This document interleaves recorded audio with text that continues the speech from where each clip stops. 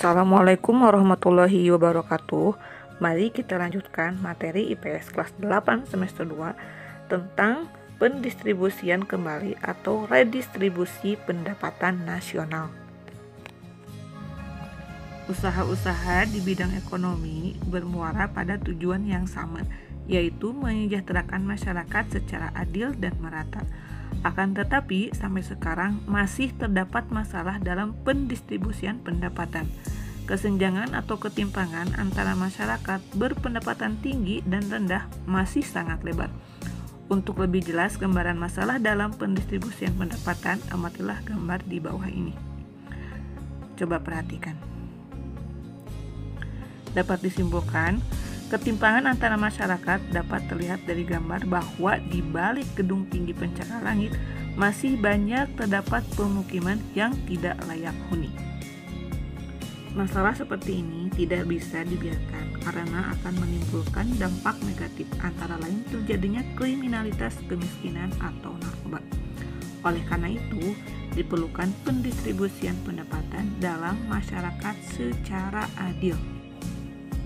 Untuk itu, mari kita pelajari pendistribusian pendapatan secara mendalam. 1. Pengertian redistribusi pendapatan. Redistribusi atau pendistribusian kembali pendapatan adalah pendistribusian kembali pendapatan masyarakat kelompok kaya kepada masyarakat kelompok miskin, baik berasal dari pajak ataupun pungutan-pungutan lain. Redistribusi pendapatan dilakukan sebagai salah satu bentuk jaminan sosial yang dilakukan negara kepada masyarakat. Jaminan sosial bukanlah pengeluaran publik yang sia-sia, melainkan sebuah bentuk investasi sosial yang menguntungkan dalam jangka panjang yang dilandasi dua pilar utama, yakni redistribusi pendapatan dan solidaritas sosial. Redistribusi pendapatan dapat berbentuk A. Redistribusi vertikal, menunjuk pada transfer uang dari orang kaya ke orang miskin. Di sini, jaminan sosial merupakan bentuk dukungan warga masyarakat yang kuat kepada warga masyarakat yang lemah secara ekonomi. B. Redistribusi horizontal adalah transfer uang antar kelompok, yaitu dari kelompok satu ke kelompok lain. Contohnya, dari laki-laki ke perempuan, dari orang dewasa kepada anak-anak, dari remaja ke orang tua. Redistribusi horizontal dapat pula bersifat antar pribadi, yakni dari satu siklus kehidupan seseorang ke siklus lainnya. Jaminan sosial pada hakikatnya merupakan dukungan finansial yang diberikan kepada anak-anak yang kelak membayarnya manakala sudah dewasa, yang diberikan kepada orang sakit yang membayarnya manakala sehat, atau yang diberikan kepada para pensiunan yang telah mereka bayar pada saat masih bekerja. 2. Program redistribusi untuk pemerataan distribusi pendapatan di Indonesia. Dalam rangka mewujudkan program redistribusi pendapatan di Indonesia untuk dapat memeratakan pembangunan, pemerintah telah melakukan beberapa strategi, antara lain dengan merealisasikan beberapa program pemerintah. Program-program pemerintah tersebut dapat diaplikasikan pada program-program berikut ini. A. Program pemberian jaminan akses kebutuhan dasar bagi rakyat bawah. B. Program kredit lunak dan penjaminan kredit berbasis komunitas. C. Pengembangan usaha dan industri kecil. D.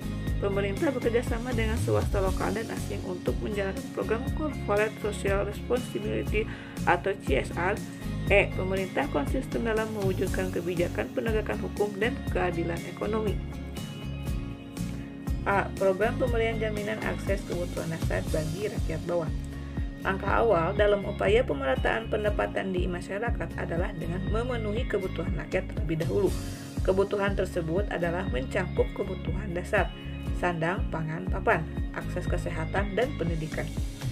Strategi pemenuhan kebutuhan dasar rakyat yang dilakukan pemerintah di antaranya: 1. Bantuan langsung tunai atau BLT untuk memenuhi kebutuhan sehari-hari rakyat. 2. Bantuan tunai bersyarat atau BTB atau disebut juga Program Keluarga Harapan atau PKH. 3. Jaminan sosial atau Social Security. 4. Bantuan operasional sekolah atau BOS dan beasiswa untuk memenuhi akses pendidikan bagi mereka yang kurang mampu. 5. Jaminan kesehatan masyarakat atau Jamkesmas untuk memenuhi kebutuhan akan kesehatan yang gratis. B. Program kredit lunak dan penjaminan kredit berbasis komunitas. Pada tanggal 5 November 2007 telah diresmikan program Kredit Usaha Rakyat atau KUR. Kebijakan ini tentunya merupakan angin segar yang sudah lama ditunggu-tunggu oleh masyarakat, khususnya usaha mikro dan usaha kecil. Dengan kebijakan KUR, UMKM akan terhindar dari kendala aturan-aturan perbankan yang menyulitkan mereka untuk mendapatkan pinjaman modal dari lembaga keuangan formal atau LKF.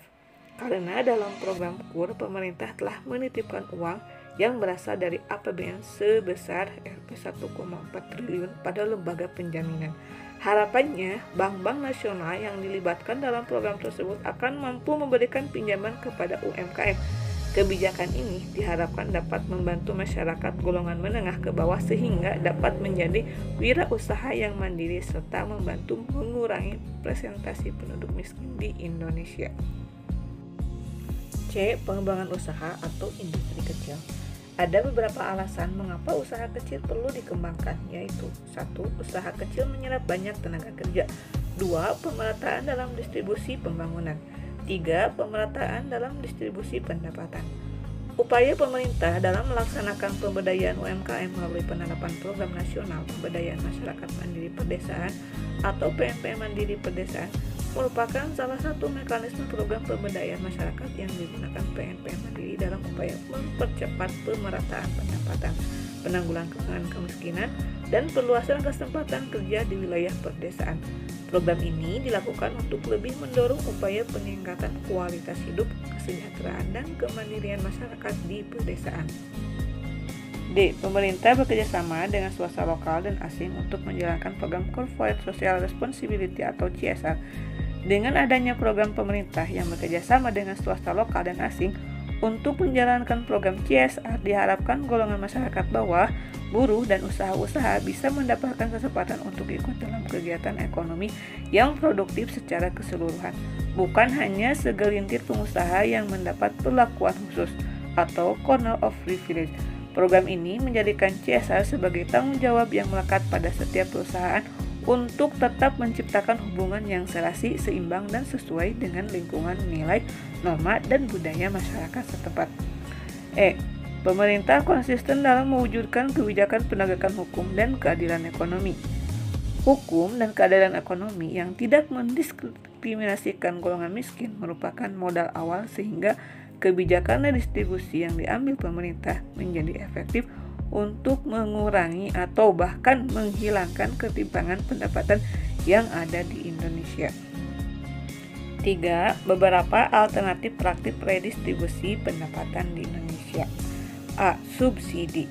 Dalam rangka pendistribusian pendapatan, pemerintah berupaya untuk mendorong usaha kecil dan menengah agar tetap hidup dan memiliki daya saing.